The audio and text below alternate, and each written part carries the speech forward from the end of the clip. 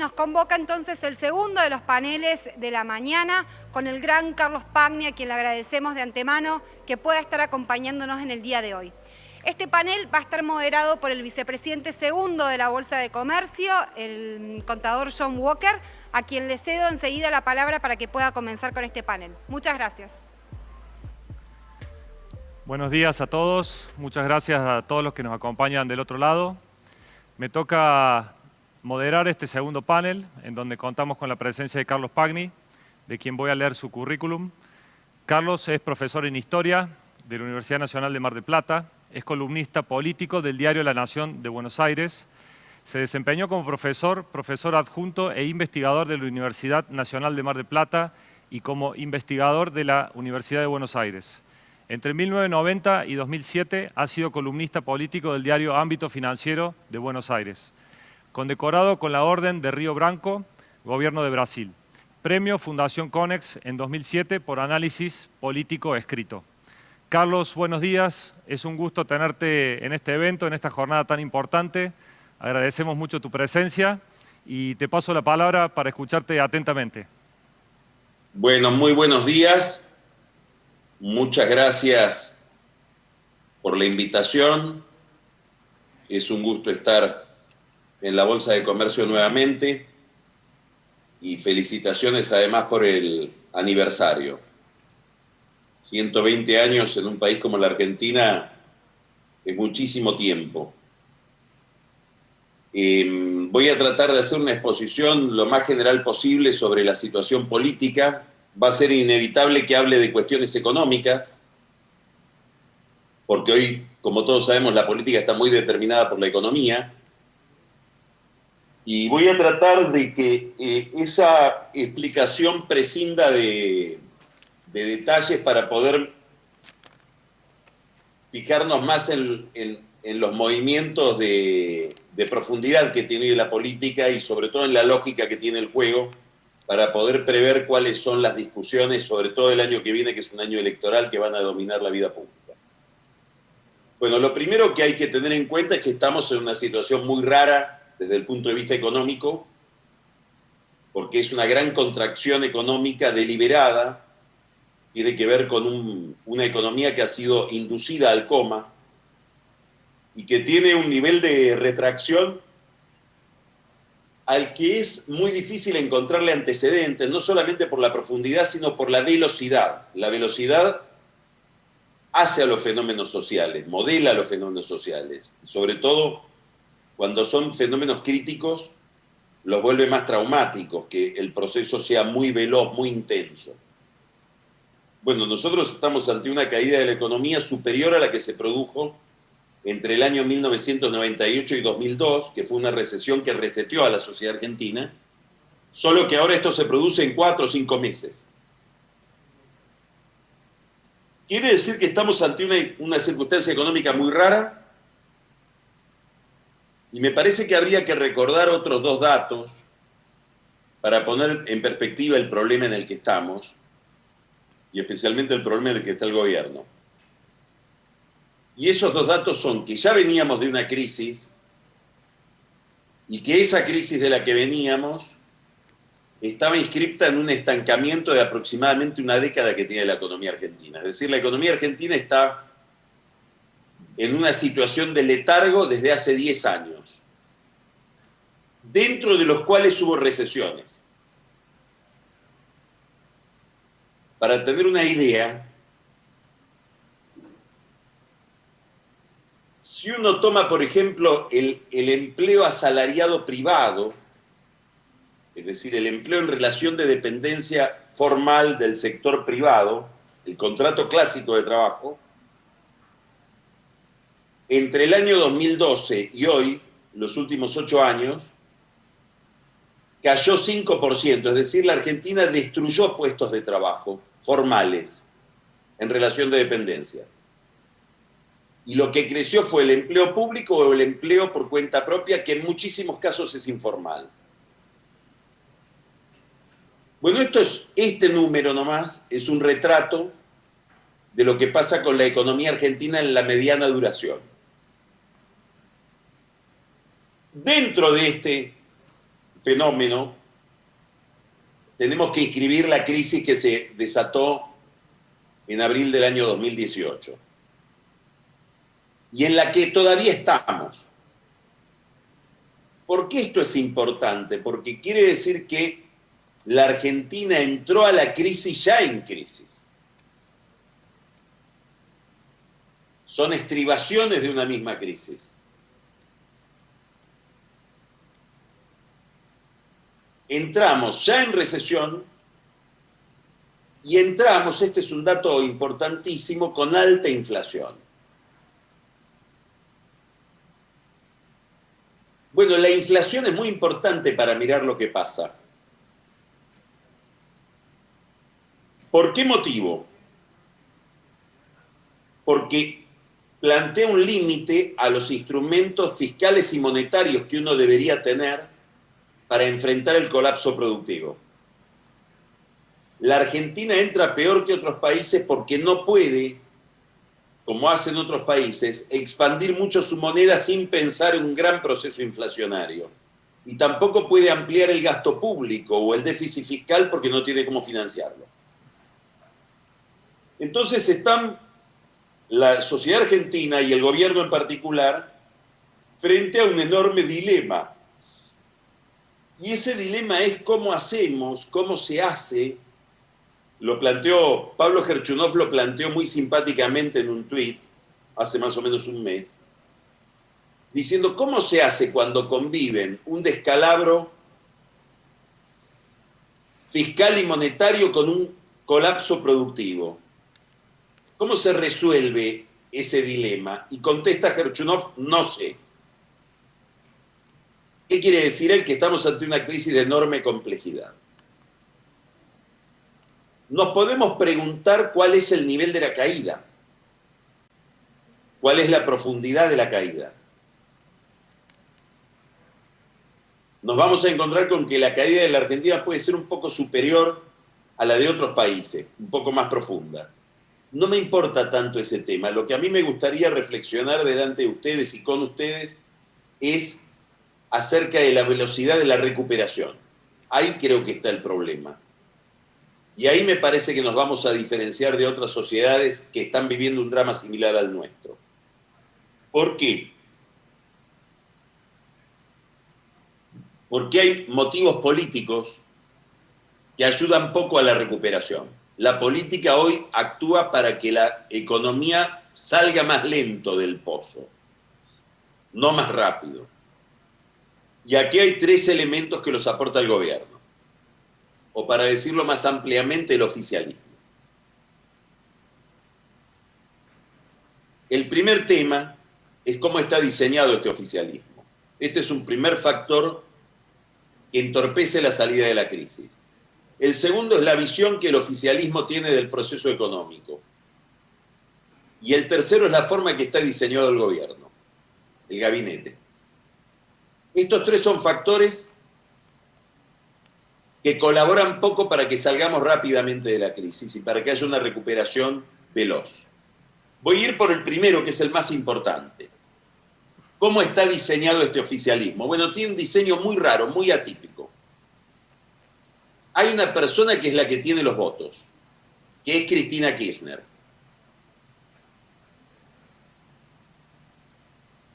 Esto es muy importante entenderlo. La accionista de esta sociedad anónima que se llama Frente de Todos es Cristina Kirchner. Por lo menos la accionista ampliamente mayoritaria. ¿Por qué tiene el poder? Porque representa a los pobres del conurbano bonaerense sobre todo. Un gobierno que está basado electoralmente, un oficialismo que está basado electoralmente en esa sociología, en una economía regional tan patológica como la del conurbano bonaerense, tiene determinadas tendencias por esa sola representación. Tiende a ser proteccionista, tiende a ser subsidiador, va a impulsar mucho el gasto. Bueno, Cristina asienta al peronismo ahí. Y eso le da su poder. Porque cualquier proyecto alternativo dentro del peronismo, lo primero que se debe plantear es cómo derrotar a Cristina Kirchner en el conurbano bonaerense. Y eso se ha demostrado en los últimos 5 años que ha sido imposible. En ese empeño fracasó Massa, en ese empeño fracasó Urtubey, en ese empeño fracasó Labaña, en ese empeño fracasó Randazzo. Y fracasó en casi cada uno de estos experimentos, por lo menos eminentemente con Massa y con Randazzo, Alberto Fernández, que era jefe de esas 2 campañas. Entonces este es el lugar de Cristina Kirchner en este momento. Ella es la dueña de los votos cruciales del peronismo porque el peronismo tiene su sala de máquinas en el conurbano bonaerense. Y esto le da un poder enorme dentro del oficialismo. Y hace que ella se sienta responsable de mantener al oficialismo en ese lugar del espectro, que podríamos decir es el cuadrante populista. ¿Y cómo lo logra? ¿Con una ideología? No. ¿Con un programa? No. Manteniendo una serie de conflictos que para ella son la clave de la identidad o la garantía de identidad de este grupo. Conflicto con la prensa independiente, conflicto con un sector de la justicia, conflicto con un determinado alineamiento internacional, básicamente un conflicto con los Estados Unidos, conflicto con el sistema financiero, conflicto con el sector exportador. Este es un cerco de conflictos a partir del cual ella delimita la identidad del grupo.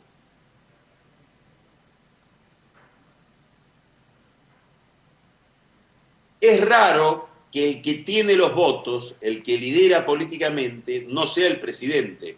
Y ella decidió no ser presidenta. Poner a otro como presidente. Esto ya le da una rareza a este oficialismo. ¿Es tan raro? Es bastante raro. No es del todo raro. Porque si voy a Brasil en los años de Lula y de Dilma Rousseff, en Brasil el liderazgo político, los votos los tenía Lula y el ejercicio del gobierno lo hacía Dilma. Hoy el líder de los votos, el que tiene los votos en Colombia es Álvaro Uribe. Iván Duque, el presidente, es un Alberto. En la Argentina, si me remonto mucho en la historia, casi 100 años, cuando la Bolsa de Comercio de Córdoba cumplía 22 años, asumía Marcelo T. Alvear, que llegó a la presidencia porque lo fue a buscar a París, donde estaba como embajador Hipólito Yrigoyen. Los votos los tenía Yrigoyen. Alvear era otro Alberto, era el Alberto de Yrigoyen. Quiere decir que esta experiencia, donde el poder político está descentrado respecto del poder institucional, es rara, pero no es del todo rara. Pero se le suma otro rasgo, ya este sí, verdaderamente raro. Para este no encuentro muchos antecedentes. Y es que el que tiene los votos no se puso como primero, pero se puso como segundo. Es decir, primero en la línea sucesoria. Bueno, ¿eso qué quiere decir? Que sobre la figura de Alberto Fernández va a estar siempre el fantasma de Cristina como una segunda más poderosa. Vemos esta rareza todo el tiempo, de un vicepresidente que le da instrucciones al presidente.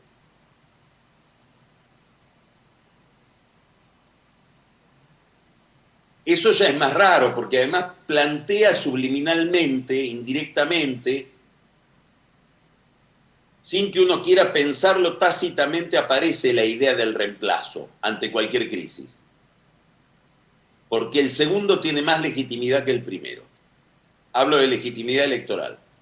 Los votos son de Cristina, que es la vice. Ahora hay un tercer rasgo, que ese sí es disparatado. No solamente el que tiene los votos no es el presidente, no solamente el que tiene los votos es el vicepresidente, sino que además eligió como candidato a presidente a alguien que no sé si piensa distinto de ella, pero que nos hizo creer a lo largo de 10 años que pensaba distinto de ella. Entre el 2008 y el 2017 fueron 9 años en los que Alberto Fernández recorrió los canales de televisión explicando que él pensaba más parecido a Macri que a Cristina. Y durante la campaña pasó lo mismo. Esto es verdaderamente raro. ¿Por qué importa todo esto? ¿Por qué estas tres cosas que acabo de caracterizar del oficialismo son relevantes hoy en la Argentina? Porque es un oficialismo diseñado para generar incertidumbre. Pareciera que el que lo pensó tuvo a la incertidumbre como un objetivo, que no es un accidente, algo no querido, es algo como que se hubiera buscado, que no se sepa dónde está la usina de poder que determina la toma de decisiones. Eso en un proceso económico cualquiera ya es crítico. En un proceso económico convulsivo como el de esta crisis de la cuarentena es más dramático. Porque no está claro quién es el que define hacia dónde va el barco.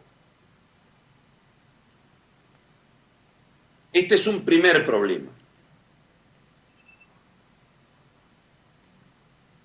El segundo problema es que Alberto Fernández nos transmite todo el tiempo que él cree que está en el año 2003. Lo dice. Estoy como con Néstor. Y con la negociación de la deuda ya saqué a la Argentina del laberinto. Ahora viene la expansión. Con una crisis, metafóricamente la crisis del 2001, que quedó atrás.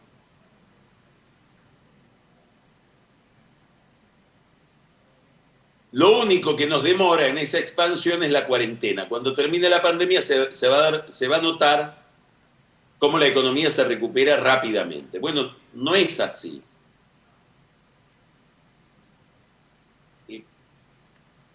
Primero podemos discutir si Kirchner sacó al país de la crisis o lo había ya sacado Duhalde, y cuando él llegó era el comienzo de una recuperación muy, muy incentivada por la coincidencia con el gran ciclo chino o asiático que empezaba en el año 2003 y terminó en algún momento del 2013.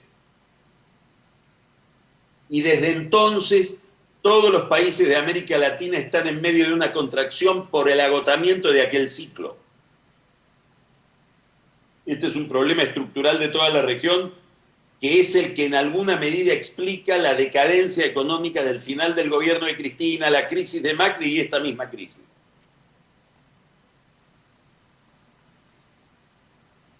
No es lo mismo ahora.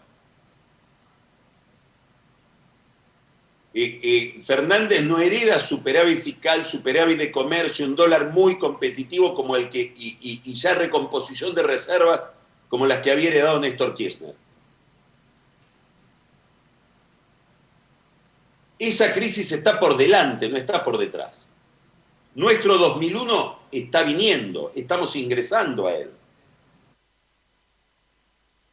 Estamos viendo una caída en el nivel de actividad pavorosa, con una destrucción de empleo que es difícil de calcular por lo que dije al comienzo, porque hay mucha creación de empleo, ha habido mucha creación de empleo informal, pero los economistas coinciden en pensar que hay probablemente 4 millones de puestos de trabajo que se perdieron durante la cuarentena. No quiero dramatizar, pero es el 50% más extrapolando en proporción a lo que se perdió en Estados Unidos en el mismo periodo. Va a haber una gran destrucción de capital, de empresas. Ustedes saben lo que vale hacer una empresa. Es un tema muy interesante para tratar cuando una institución como la Bolsa cumple 120 años. ¿Cuánto saber acumulado? ¿Cuánto capital humano? Destrezas, conocimiento, tejido institucional hay detrás de esa historia.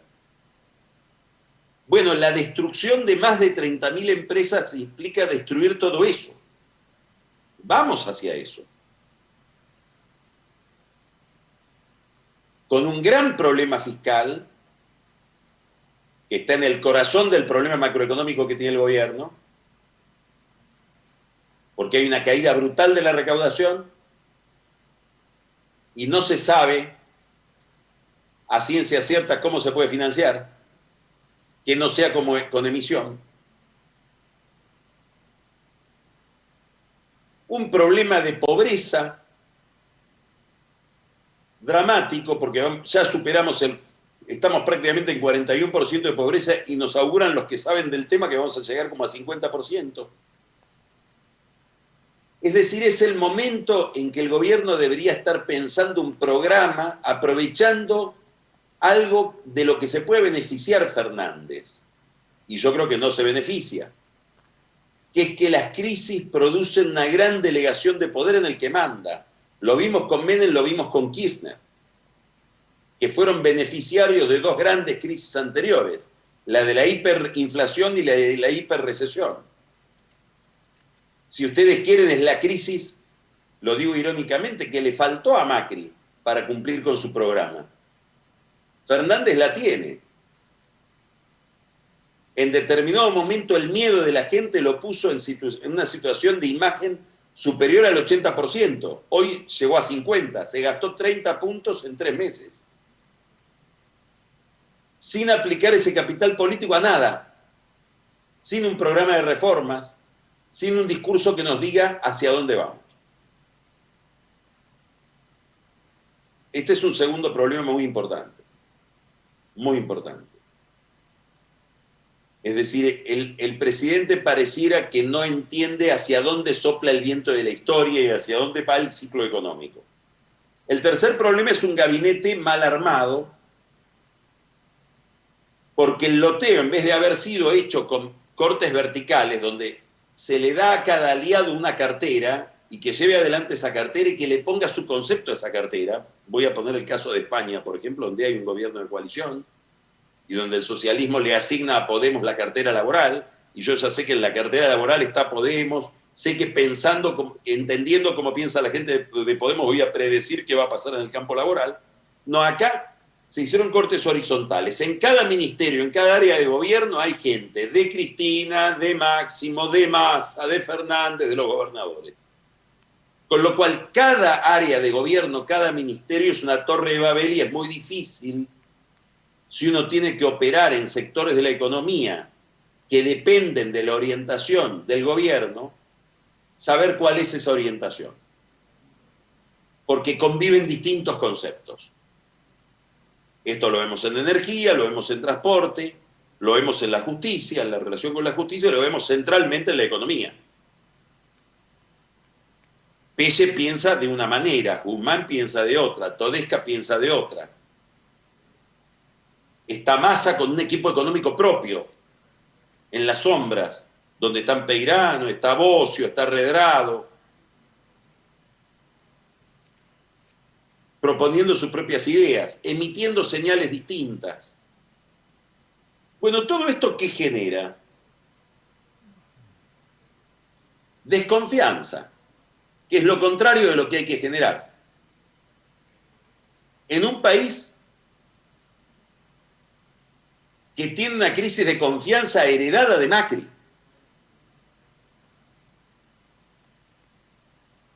Es mentira que Macri dejó un país muy endeudado.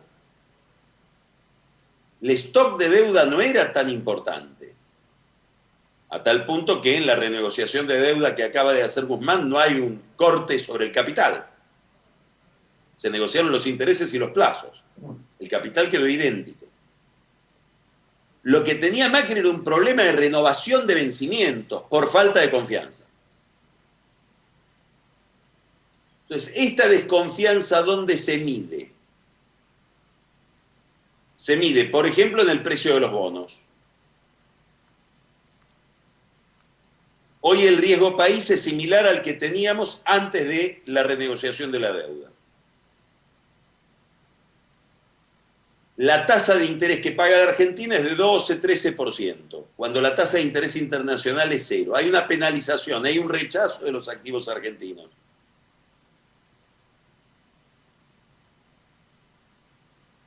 Los vencimientos fueron aplazados hasta el año 2028. Casi no hay vencimientos hasta el 2028, importantes. Y sin embargo los bonos cotizan como si fuera a haber un default el año que viene. ¿Por qué? Hay distintas interpretaciones. Están los que creen que es porque la contracción del Producto Bruto Argentino va a ser tan grande que la relación deuda-producto va a volver a ser una relación altísima, no porque creció mucho la deuda, sino porque se achicó mucho el producto. Entonces hay en los que miran mucho el mercado de bonos, empieza a haber el temor de que en algún momento alguien plantee que hay que hacer una nueva negociación para recortar el capital. Acabamos de terminar, digamos, recién terminamos la renegociación de la deuda y ya estamos con un problema de nuevo de deuda.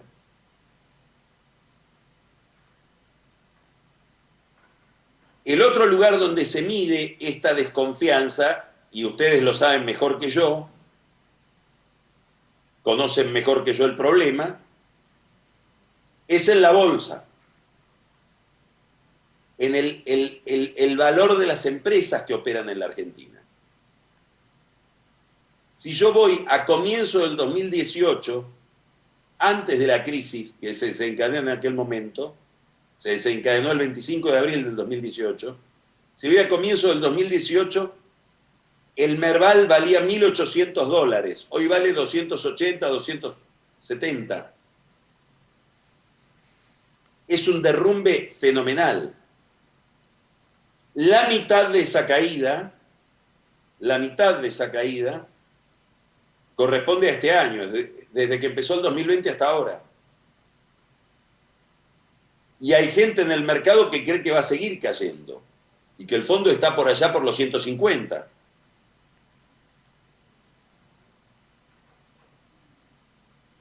El tercer lugar donde se manifiesta la desconfianza es en la brecha cambiaria. Y la brecha cambiaria está expresando algo central, que es que el gobierno, cuando emite medidas, cuando toma medidas en el mercado cambiario, no solamente no logra corregir el problema que quiere corregir, sino que además manifiesta implícitamente no entender cuál es el problema. Hoy tenemos un gobierno que cuando nos habla del tipo de cambio y cuando nos habla del problema de la fuga de capitales y de la presión sobre el dólar libre, digamos, todo su discurso es que faltan dólares. Pelle esa falta de dólares la quiere corregir poniendo restricciones a la salida de dólares del Banco Central. Guzmán la quiere corregir estimulando la oferta de dólares por parte del sector exportador. Pero el eje lo tienen puesto en el problema del dólar. Y el problema es el peso. Lo que estamos viendo es que hay una emisión fenomenal de pesos y que el año que viene, en el mundo soñado del presupuesto, que nunca es el mundo real, es el mundo ideal del Ministerio de Economía, todo presupuesto, vamos a ir a una reducción de déficit que nos va a llevar a un déficit de 4 puntos y medio del producto. Increíble. Y que parte de eso, el 60% de eso se va a financiar con emisión monetaria. Es decir, que Guzmán ya nos dijo en el presupuesto que el año que viene se va a emitir 1 billón en español, es decir, 1 millón de millones de pesos. Y nos dice al mismo tiempo que él no piensa bajar el gasto. Bueno, es lógico que el que tiene pesos se quiere deshacer de los pesos y busca dólares. Dólar billete, dólar soja, dólar auto, dólar licuadora, dólar lo que sea, dólar. Y eso va a seguir pasando hasta que el gobierno nos diga qué va a hacer con el déficit. Porque lo que está llevando hacia el dólar es una incógnita gigantesca sobre la financiación del déficit. Esto plantea dos problemas políticos. Me detuve en toda esta cuestión económica por dos problemas políticos. El primero, ¿cuál es el mandato del gobierno? Crecer. Este gobierno fue votado, bueno, mucha gente lo votó porque le gusta a Cristina Kirchner y le gusta el kirchnerismo. pongamos 30%, 32%, 35%, desde ahí a 48% es gente que estaba enojada con Macri por la recesión y que eligió votar a Fernández para salir de la recesión. Inclusive votar a Fernández a pesar de Cristina. Bueno, para salir de la recesión necesito dólares. Porque la Argentina no produce todo lo que consume. Y lo que produce está hecho de dólares, en muchísimos casos. Ni que hablar la industria automotriz tan ligada a la actividad de Córdoba. Pero el campo consume insumos en dólares. Todo lo que consumimos hay un dólar adentro. Por lo tanto, si me faltan dólares, va a haber un límite a esa producción y a esa recuperación. Y eso plantea un problema electoral, porque empieza a haber la traición de un mandato, la frustración de una expectativa. El segundo problema es que el gobierno decide renegociar su deuda con el fondo porque le faltan dólares. Y cualquier vencimiento hoy es mucho. El año que viene tiene que pagar 2.000 millones de dólares, es muchísimo. Ahora, esa negociación con el fondo que empieza hoy implica tener alguna respuesta para el problema del déficit fiscal y de cómo financiarlo. Y acá se abre otro problema, que es que para darle una respuesta a esa pregunta tengo que pensar o en aumentar tarifas, o en reducir el IFE, o en licuar en términos reales, no nominales, las jubilaciones, o en hacer un gran ajuste en la obra pública. No hay otra forma de llegar a 4,5% de déficit, si es que el fondo nos acepta ese déficit. Y eso plantea dos problemas. Plantea que voy a tener una política de contracción en medio de la campaña y me plantea un problema mucho más serio. ¿Cómo va a ser Fernández para negociar no con el fondo, sino con Cristina ese programa?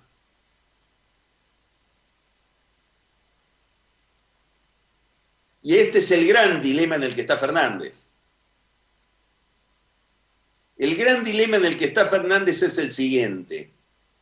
Él valora, y hace bien en valorarla, muchísimo la coalición que lo llevó al poder. Y está dispuesto, hasta ahora nos ha demostrado que está dispuesto a sacrificar la orientación de su gobierno, lo que necesita hacer su gobierno en un momento de gran crisis de financiamiento del déficit, para mantener la coalición. El problema es si la coalición se mantiene si él fracasa en el gobierno. O no empieza a haber ya diferenciación entre ellos, como la que estamos viendo todos los días en Massa, en Sergio Massa. Este es el problema en el que está Fernández.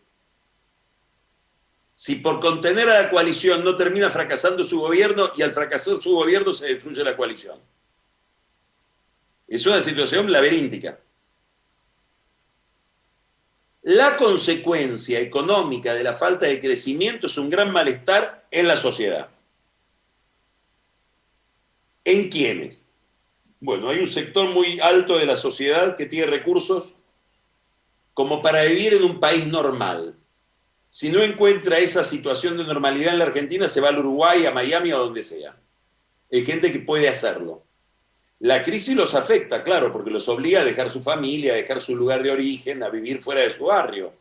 Pero pueden pasarla relativamente bien en otro lado. Hay otro sector que la pasa pésimo. Ese la va a seguir pasando pésimo siempre. Es difícil imaginar cómo puede vivir peor mucha gente que vive en las peores condiciones de pobreza estructural. Sin agua, sin cloacas.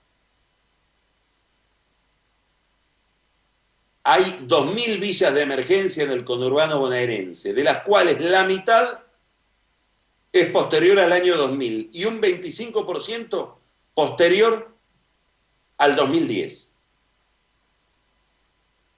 Ese mundo se sostiene en una semivida gracias al subsidio estatal. Con recursos más o menos razonables, el Estado los puede mantener en una especie de agonía. Paradójicamente tampoco les va más mal, porque no les puede ir más mal, no les puede ir peor. El problema está en la clase media, que no tiene ni tantos recursos como para irse al Uruguay, ni tampoco recursos como para que el Estado los asista o la asista en la situación en la que estaba, para mantener la situación anterior a la crisis. El problema está en el señor que tuvo que cerrar la ferretería o en el empleado de la ferretería. En el señor, porque el problema es la duración de la recesión. Ya no es que no llego a fin de mes, no. Mandaba a mi hijo a un colegio bilingüe y ahora lo mando a un colegio parroquial. Lo mandaba al colegio parroquial y lo tengo que mandar a la escuela pública, que en la provincia de Buenos Aires es muy mala, por ejemplo. O tengo que ir al prepago a pedir que a mi familia le dé una cobertura social más barata que la que tenía hasta ahora, y por lo tanto más vulnerable. Esta es la gente que está enojada. La discusión electoral el año que viene es quién le va a hablar con más claridad a esa gente, y esto depende muchísimo de qué recuperación tenga la economía. Lo que se va a estar discutiendo el año que viene es quién le da más visibilidad al señor de clase media enojado, sobre todo en la provincia de Buenos Aires, que es la provincia que está en disputa, porque probablemente Córdoba ya tiene su destino electoral decidido, la capital federal también y Santa Fe casi. El tema está en la provincia de Buenos Aires, que es donde están los votos de Cristina. Y esta va a ser la discusión que desafía enormemente al gobierno, que debe sacar al país de la recesión, y que desafía a Cambiemos, que tiene un debate pendiente respecto de por qué fracasó su programa económico, y que le va a tener que ir a hablar a gente enojada con la economía, y en alguna medida, porque está enojada con la economía, enojada con Macri. Les agradezco mucho, me excedí un poquito del tiempo que habíamos previsto. Muy amables por escuchar. Carlos, muchas gracias por tus puntos de vista. Bueno, vamos a dar lugar a preguntas de la gente, que aprovecho para pedirles que los que están vía streaming y quieren pasarnos las preguntas, lo pueden hacer ahí en el canal de chat. Las vamos a ir leyendo. Mientras tanto, aprovecho, Carlos, y te hago una pregunta. Te escuché atentamente respecto de la gravitación de poder, de que Cristina Kirchner es la principal accionista de este Frente de Todos, que es un Frente de Todos que tiene un diseño raro, mencionaste, y que está prediseñado para generar incertidumbre. Y por otro lado mencionaste que el mandato de este gobierno, con el que fue elegido, es crecer. Y como bien dijimos en el primer panel, para crecer se necesita certidumbre, se necesitan reglas claras, se necesita previsibilidad y se necesita sobre todo respeto a las instituciones de la democracia.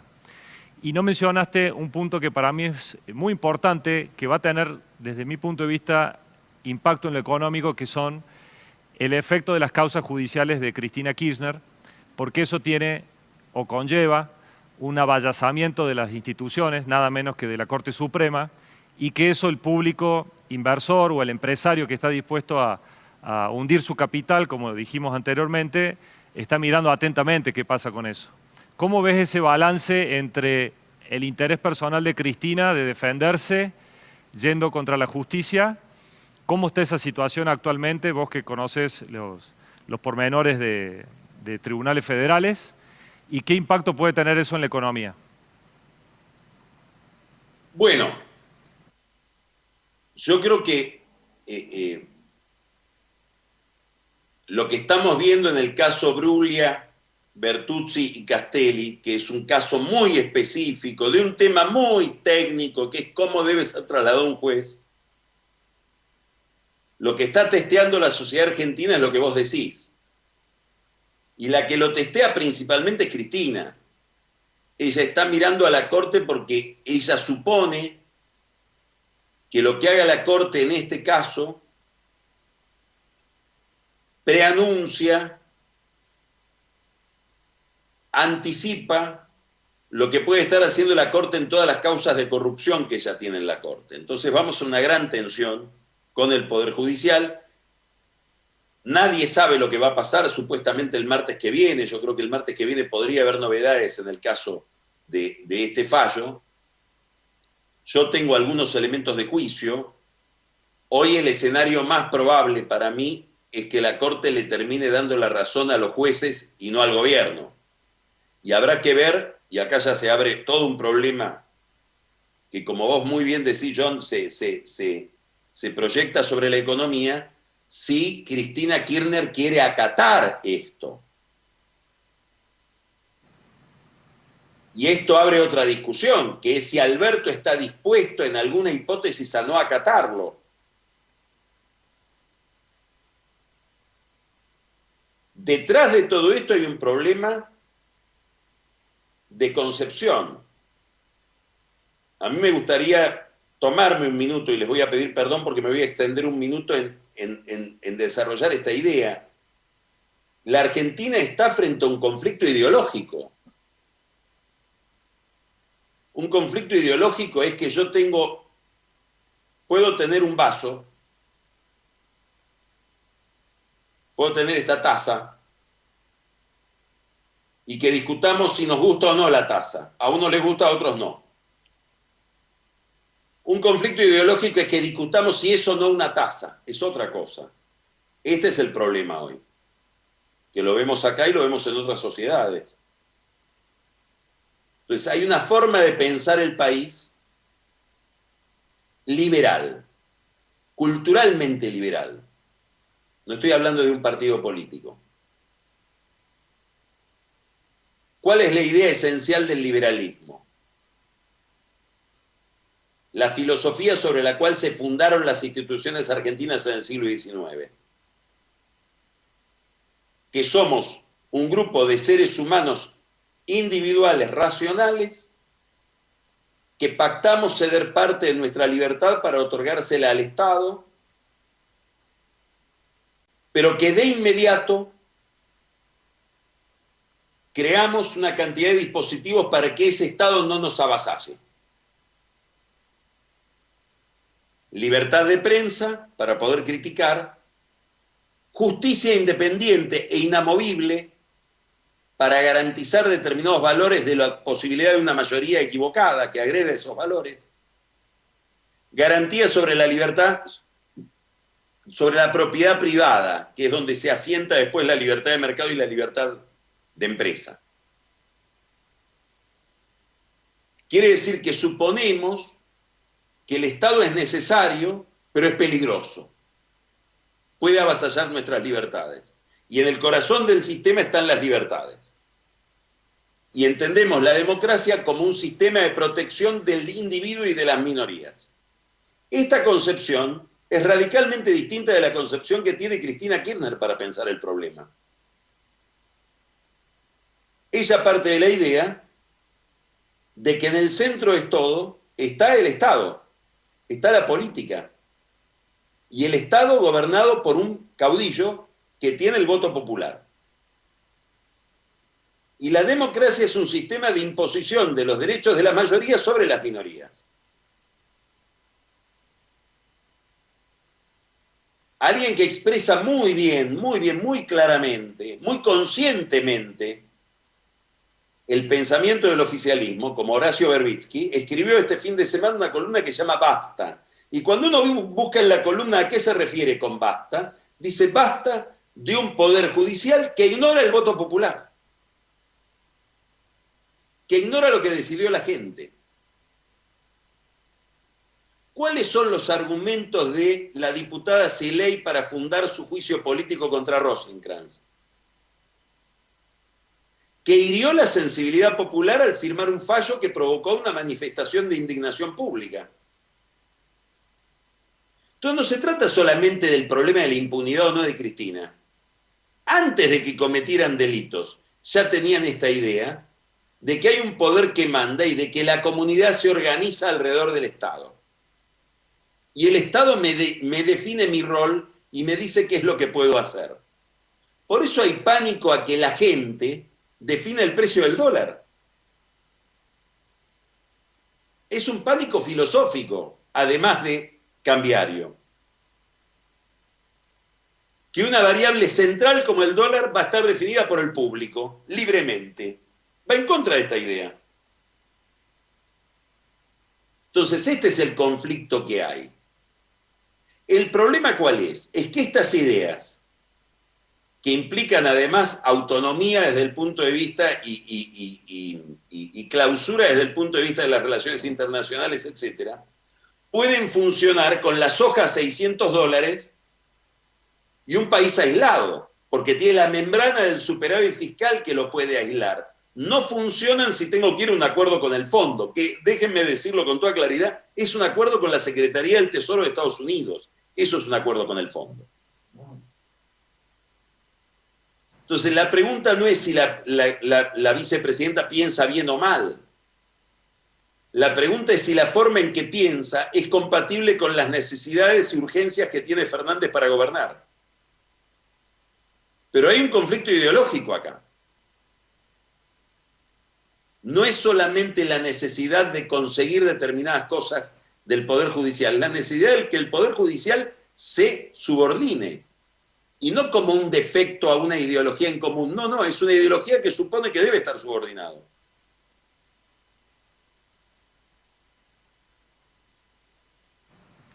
Disculpen que me excedí un poquito en el tiempo de respuesta de una sola pregunta, ¿no? No hay problema, gracias Carlos. Tenemos más preguntas por acá. Argentina pareciera que en este escenario de incertidumbre no tiene un rumbo claro en su política exterior, porque da pasos y contramarchas en diferentes temas que son de índole global. ¿Cómo ves el rol de las elecciones de Estados Unidos? ¿Qué desenlace pueden tener? ¿Qué tanto puede impactar que Trump no se reelija, que el FMI tenga una política más dura hacia la Argentina? Esta semana están llegando los técnicos del FMI a Buenos Aires para empezar a revisar las cuentas públicas. El primer gesto que tuvieron es que no venían con un programa de reducción drástico del gasto público. Sin embargo, sabemos por la experiencia del FMI que en los países donde hay brecha cambiaria, donde hay un desorden monetario como el que tenemos actualmente en la Argentina, el FMI en el mediano plazo tiende hacia una unificación cambiaria. La pregunta concreta es si en este escenario de tan necesitado crecimiento que tenemos sin dólares, ¿qué crees que puede hacer la Argentina desde el punto de vista Cancillería y Relaciones Exteriores para tratar de recomponer la relación con el fondo, hacerse de dólares y buscar una senda de crecimiento? Bueno, la relación con el fondo es una relación, el fondo son países, no es un club de bancos, no es un club de empresas, es un club de países. Por lo tanto, como vos muy bien estás señalando, las relaciones exteriores políticas de la Argentina son muy importantes. Dentro de todos esos países, el que manda en el fondo es los Estados Unidos. El acuerdo de Macri se cerró en la Secretaría del Tesoro. Después Lagarde fue la encargada de conseguir que se convalide dentro del directorio. Pero el gobierno de Macri tuvo que negociar con David Malpass, que es el actual presidente del Banco Mundial y en aquel momento era el segundo del Tesoro, que es el encargado de las relaciones internacionales del Tesoro. Es decir, el gobierno de Trump. Hay una fantasía en la Argentina de que si gana Biden, la negociación va a ser más fácil. No. No. Lo que va a pedir el fondo es un programa. ¿Querés no bajar el gasto? Decime cómo lo vas a financiar. Por eso dicen, no le vamos a exigir una baja del gasto. Lo que le vamos a preguntar es cómo lo va a financiar. ¿Querés tener un tipo de cambio desdoblado? Muy bien. ¿Con qué programa? Que le dé sustentabilidad a eso. El fondo no se va a meter demasiado en los instrumentos. Te va a pedir coherencia interna dentro del programa. Ahí empiezan los problemas. Si lo que no va a aceptar el fondo ni nadie es voluntarismo. En América Latina, desde el punto de vista, hay dos problemas, hay dos definiciones para tomar. Una que probablemente si ganan los demócratas no sea tan dramática, o no sea tan dramática como en el caso de Trump, es qué posición tenés frente a China y al avance de China en la región. China es un problema para Occidente, China es un problema para los Estados Unidos en términos productivos y económicos. Para demócratas o republicanos. Es cierto que Trump tiene un énfasis mayor puesto en la cuestión. La segunda pregunta es: ¿qué opinás de Venezuela? Y el gobierno tiene un componente interno de amistad con Cuba y Venezuela que le impide a Alberto Fernández decir claramente: eso es una dictadura. Y Maduro colabora poco con sus amigos, porque la novedad de la semana pasada es que Maduro ya dijo que no va a postergar las elecciones y que por lo tanto rechaza cualquier forma de observación externa frente a las elecciones legislativas del 2000, de este año, el 6 de diciembre. Y van a ser elecciones muy impugnadas porque Maduro elige a sus opositores, a sus rivales, los pone él. Y los que no les gustan los mete presos, los inhabilita. Hoy están inhabilitados los partidos políticos en Venezuela y están inhabilitados los principales candidatos. De hecho, Leopoldo López y Enrique Capriles están inhabilitados. ¿Qué va a hacer el gobierno de Alberto Fernández? ¿Va a decir que la legislatura o la Asamblea Nacional Venezolana que surja de estas elecciones es legítima o no? Este es un dilema para la política exterior del gobierno de Alberto Fernández, porque esto va a pesar en la relación con los Estados Unidos y por lo tanto va a pesar en la relación con el fondo. A los Estados Unidos a ver, hay una persona dramáticamente sincera, brutalmente sincera, que es Mauricio Claver Carone. Es el señor que ahora está al frente del Banco Interamericano de Desarrollo y hasta el 30 de septiembre estaba al mando de las relaciones de la Casa Blanca, no del Departamento de Estado, con América Latina. Y dijo abiertamente en una entrevista en Chile hace 2 meses: nosotros lo financiamos a Macri desde el fondo para que pierda Alberto Fernández. Lo que está diciendo Claver Carone es: el fondo es un instrumento para convalidar o desalentar determinadas políticas y determinadas orientaciones internacionales de los gobiernos. Es así. Hay un mundo ideal donde las cosas no serían así, pero este mundo real es así. Bueno, va a tener que tomar una determinación Fernández. Por eso ayer, el día en que llega la misión del fondo, que llegó ayer, el gobierno enfatizó: nosotros estamos con la posición de Naciones Unidas frente a Venezuela, en el sentido de que es un país donde se violan los derechos humanos. Pero eso va a generar mucha tensión dentro del frente. Y por eso mi pregunta es si Fernández salva su gobierno o salva la coalición. O si es posible salvar a la coalición hundiendo el gobierno. Es un enorme dilema. Muy bien. En ese dilema, Carlos, de salvar el gobierno o salvar la coalición, ¿qué rol está jugando la interna peronista? ¿Qué rol está jugando la Cámpora, Máximo Kirchner, los intendentes del conurbano? Porque en un escenario económico adverso, las bases empiezan a demandar y se ponen de alguna forma nerviosas. ¿Cómo ves esa situación? Bueno, excelente pregunta. En el conurbano hay una disputa de poder crudo. Máximo Kirchner entiende, como su mamá y como su padre, que la clave del poder en el peronismo es demográfica y que por lo tanto hay que asentarse en el conurbano bonaerense y conquistar ese territorio. Y él quiere conquistarlo desde la estructura de poder. Entonces dedica mañana, tarde y noche a capturar movimientos sociales e intendencias. Y eso genera una enorme tensión con los intendentes, que además en muchísimos casos no tienen reelección porque está prohibida la reelección después del primer mandato. En el segundo mandato pueden completar un segundo mandato y ya después se agota. Muchos de esos intendentes buscan en Alberto Fernández un aliado. Y no lo encuentran. Entonces ahí hay una tensión territorial. Además hay una tensión electoral. Voy a poner lo mismo que hablamos, pero en otros términos que son electorales. La pregunta es, ¿puede Cristina con sus ideas pactar con el fondo? No. La pregunta es, ¿puede Cristina con sus ideas ofrecerle un buen producto electoral, un buen discurso electoral, una buena oferta electoral a gobernadores e intendentes que necesitan que este movimiento político se corra hacia el centro? Porque por algo buscó a Fernández ella, si no hubiera ido ella.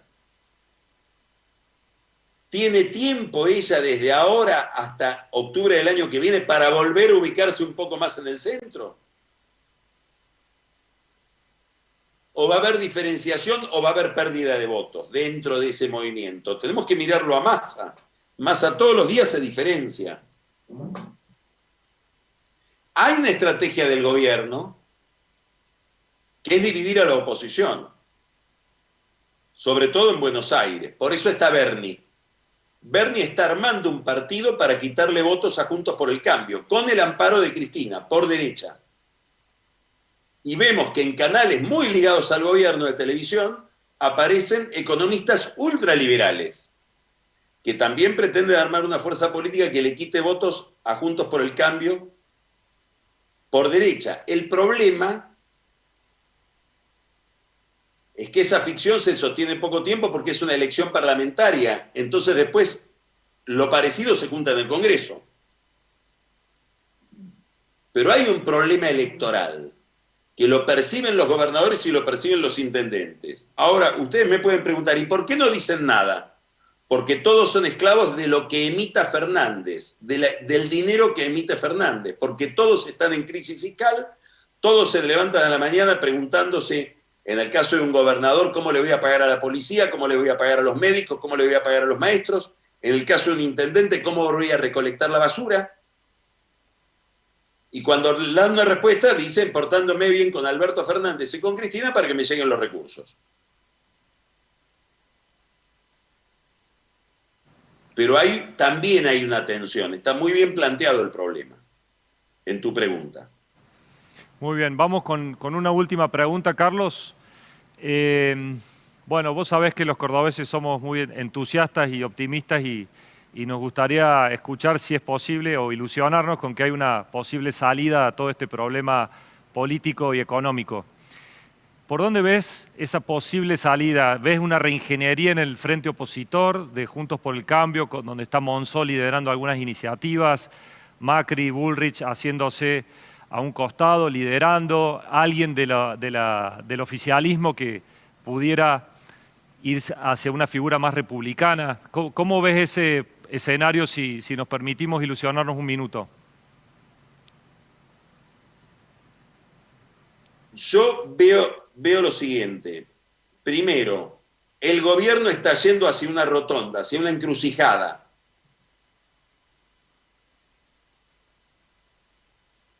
Entre las ideas de... Vamos a ponerlo en términos brutalmente de una simplificación que me da vergüenza hacer. Entre Cristina y el fondo. Vamos a simplificar mucho. Alberto está entre Cristina y el Departamento del Tesoro. ¿Qué capacidad tenga Alberto de persuadir a Cristina y de rescatar su liderazgo de centro? Es clave en los próximos meses. Y eso lo vamos a ir viendo en el nivel de reservas y en la salida de depósitos en dólares.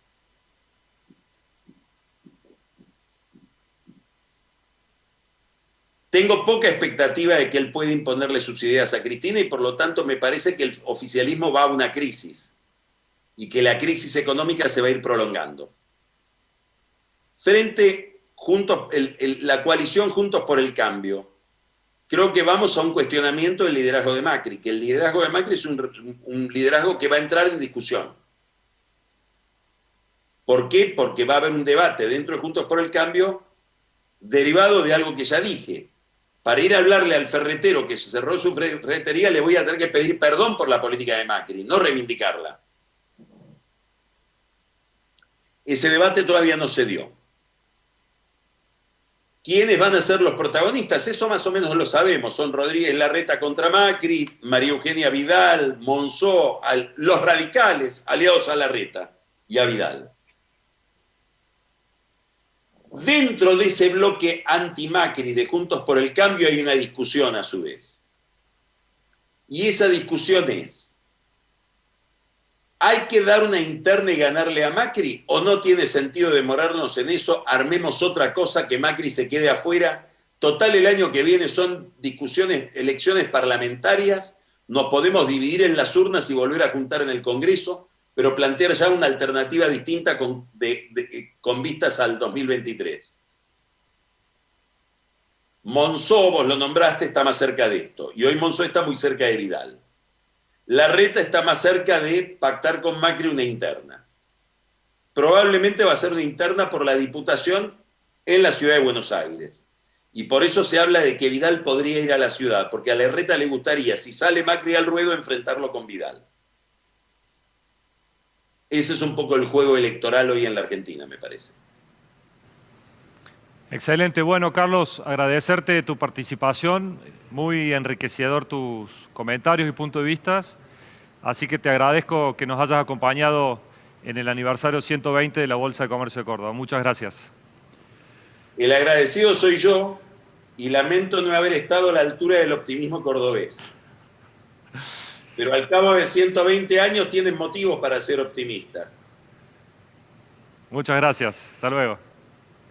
Saludos para todos. Muchas gracias. Bueno, pues yo ahora. Estimado Carlos, no sé si Carlos está, pero quería agradecerte especialmente como presidente de la Bolsa. Ya estuvimos hace un año y pico juntos en la Bolsa.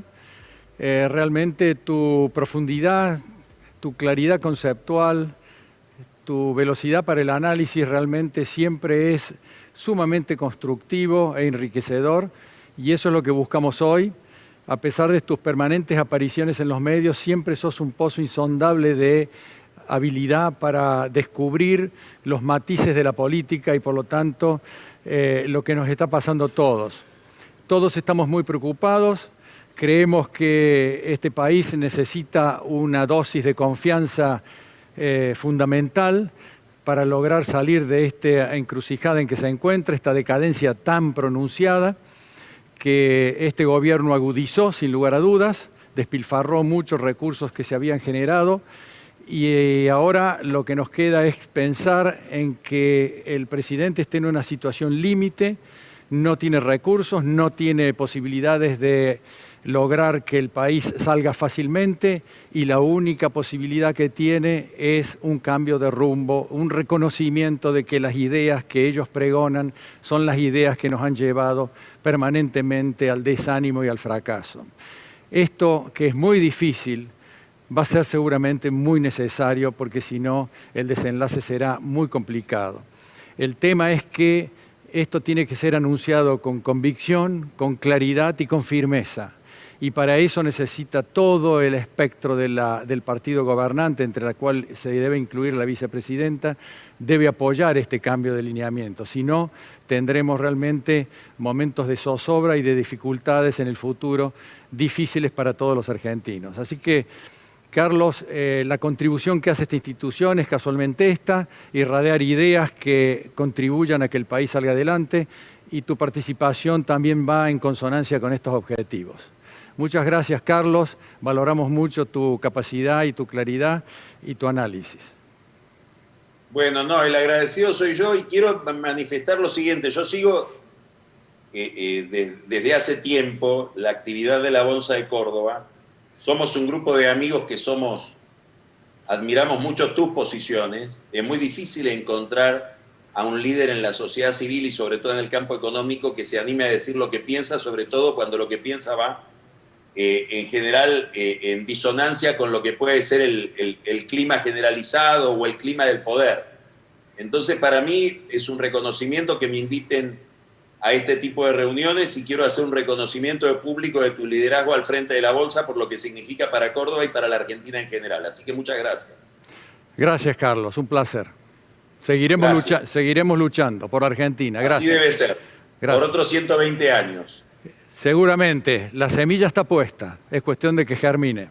Que siga germinando. Muchas gracias. Gracias.